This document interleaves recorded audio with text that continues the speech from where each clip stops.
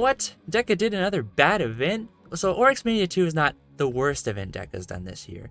It's also not the second worst, or the third, but I wanted to talk about it because it's actually very similar to the Shatters Rehearsal event that I talked about last year, and also I haven't made a video in a month again. So similar to the Shatters Rehearsal event, this event was divided into 3 components. That was the random side events, just like the Shatters Rehearsal, the actual Oryxmania II event, unlike the Shatters Rehearsal, and the Crucible. So I'll start with the random side events because they were not that interesting, as you might have expected. So for the first weekend, they did a ×2 event whites event, which is very cool for people playing in the realm. Usually they reserve these for the big events, but not this time, apparently. I guess they're running out of ideas. Plus there was Keeper up at this time, because part of Oryxmania 2, so kind of a strange decision. But it's not like event whites are as valuable as they used to be, since there's Forge and Keeper. Then the next week, they did a rerun of the Act Like a Pirate event from 2022, except this time there were no skin quests. So there was just the quest for the untiered items from Deadwater Docks and Davy Jones's Locker, which aren't very good. I don't know if a lot of people participate in this event, but Deadwater Docks was also part of Oryxmania, so it's possible that people doing Oryxmania also did Act Like a Pirate on the side because they could. There was no reason not to, unless you didn't want the items, which is pretty likely actually. And then there was the Oryxmania tryouts. This was similar to the 12 days of Oryxmas. Each day you'd beat a dungeon boss and then you'd get a quest chest for it. Pretty boring because they're just mighty quest chests, and then on the last 3 days it was epic quest chests for various dungeons. But this did tie into the Oryxmania event, which was interesting. Usually the random side events are truly random. This one did tie into the theme, even though it was only a little bit. And we were told that the dungeon bosses from the Oryxmania tryouts might see a place in Oryxmania 3 whenever that happens, probably 2024. So then we have the main event, the Oryxmania II. Now those keen listeners among you may have noticed that I said 2. That is because this is the second Oryxmania. The first one happened in 2022, and it had a very interesting premise. Instead of players farming an event and competing for rewards, like in a leaderboards event for example, Oryx's minions are the ones competing. They have to fight players, and their reward is a chest event in their dungeon and their likeness as a pet skin in the shop. Which doesn't sound like a good reward when I say it like that, especially considering the dungeon boss doesn't get anything except killed. But how this event worked was that players could access mysterious arenas. They couldn't know which dungeon boss they were going to get, but they would get one of 4 dungeon bosses, those being the Puppet Master II, Zolotto the Lightning God, Thessal the Mermaid Goddess, or the Calamity Crab, who are all reskinned to be wrestlers in this wrestling event, because that makes sense. There were 2 ways to access the Oryxmania arenas in 2022. You could either kill the Keeper of the Arena and get 4 of them, which are all random, or you could run the dungeons of the respective bosses. That was Ocean Trench, Deadwater Docks, Encore, and Thicket. Each of those would have a chance to open an Oryxmania portal as well. And you had no way of knowing which boss you were going to get, so you couldn't influence the rewards. After the 2 weeks ended, there was a 1 week long event in the winter, which was Thessal the Mermaid Goddess, as well as a free pack in the shop for the Deep Sea Diva action figure pet skin. So as I said, this event was pretty interesting, but it also wasn't very runnable because there wasn't any rewards. Each of the Oryxmania bosses could drop a special pet skin that was exclusively as a drop, but there was no real reason to run the Oryxmania arenas since there weren't any quests to do. There weren't any special drops aside from those pet skins that were pretty rare. And so Oryxmania II wanted to change that. It added quests, but it also added other things. First off, instead of having a competition that players could not influence, they just did a vote to see which skin was the most popular. And the most popular skin was obviously Thessal the Mermaid Goddess again, so that would put in a free pack. But all the other ones, unlike last year, were now available in skin quests, along with some other various skins and an emote.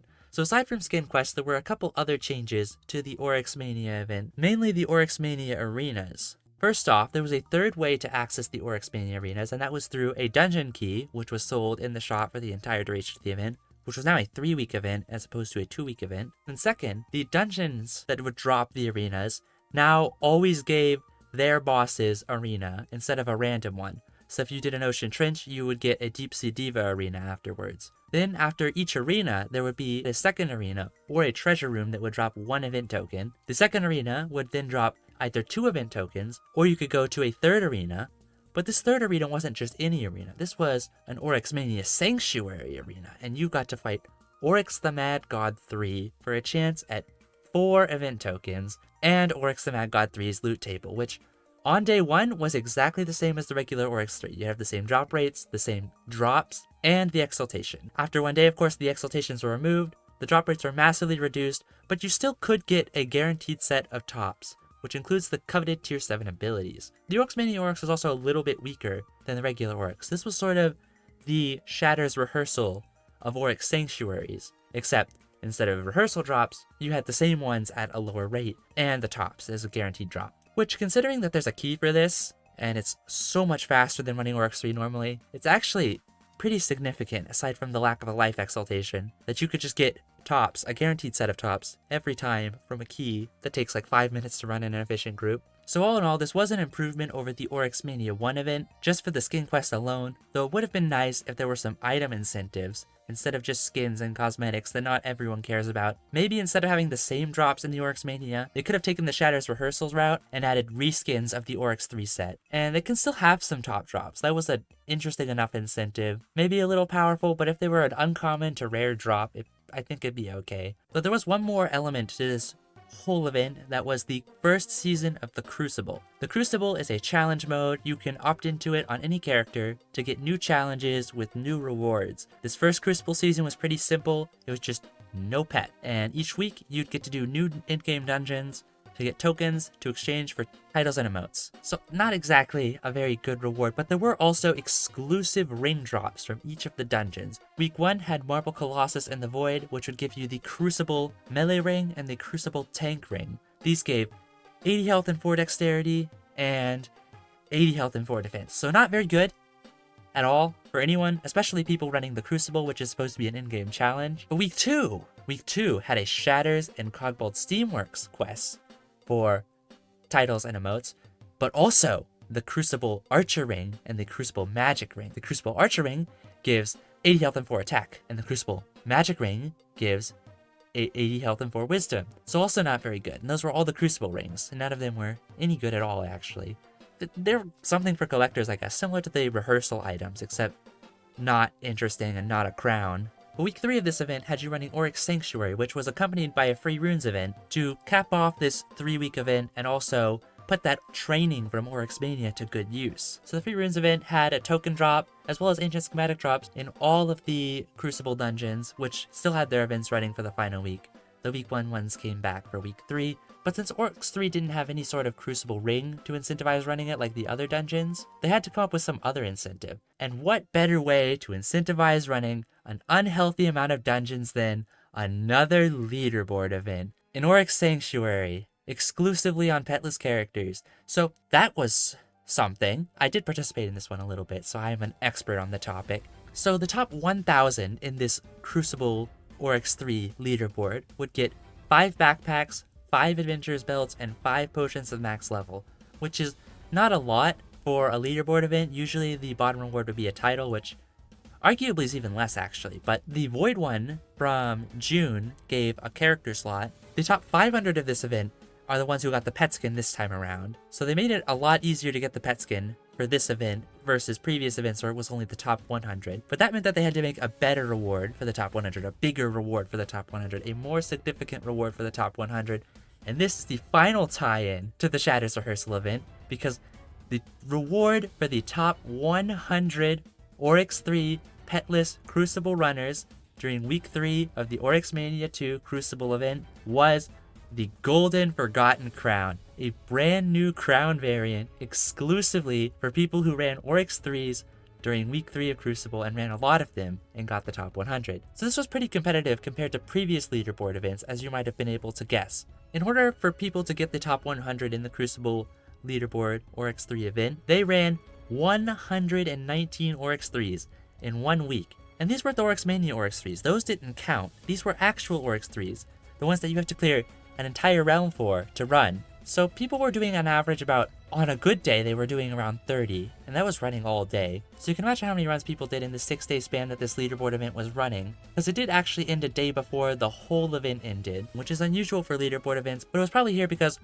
who wants to run 30 Oryx 3s a day for an entire week when you could just run it for 6 days instead? 6 days isn't much better, but it is a little bit better. It's 1 day better. Now the top 500 for the Crucible leaderboard, you would imagine, was also competitive since, well, the top 100 was so competitive? Well, the top 500 for the Crucible Oryx III Leaderboard event ran 14 runs, which is a little bit less than 119 when you think about it. Approximately, what is that, 105 less? So much less competitive. In fact, you barely had to run any at all to get the pet skin this time around. And finally, to get top 1,000 in the Crucible Oryx III Leaderboard event, players had to run just one Oryx 3. Not even 1,000 people did that even. There were a total of 980 people who completed at least one Oryx 3 run while Crucible was active. So why did not a lot of people participate in this leaderboard? Well, there's a few factors. The most important one being that you have to opt into Crucible. So anyone who is just running the Oryx 3 for the sake of running Oryx 3, like they would have with Shatters, for the sake of running Shatters, they don't get counted, since you essentially have to sign up to join these leaderboard runs, since I don't think anyone actually wanted the titles or emotes from Crucible. Maybe there's a couple people out there. So there were only 1,000 people who wanted it, and a lot of those people just wanted to do the one run so they could get the backpack and the Adventures belt and the potions of max level. So ultimately, under 200 people really went out of their way to try and get the Golden Forgotten Crown, but the people that did really went for it, and that's why the top 100 was so competitive. And that was the Oryxmania II event. Was it good? I don't know. Under 1,000 people attempted the leaderboard event at all, but the people who did run the leaderboard event did over 100 runs trying to get the Golden Forgotten Crown.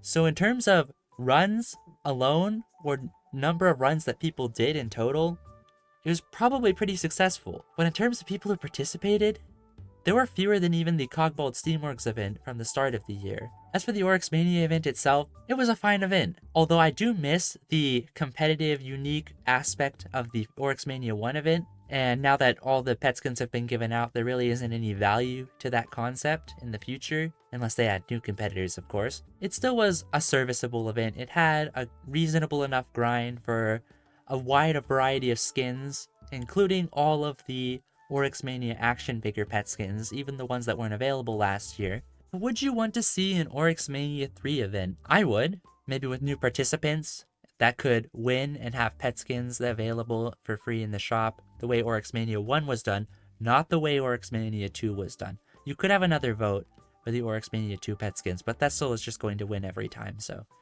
there's not much point in that, is there? But in any case, this has been Cad Jones reminding you to play hard and stay safe.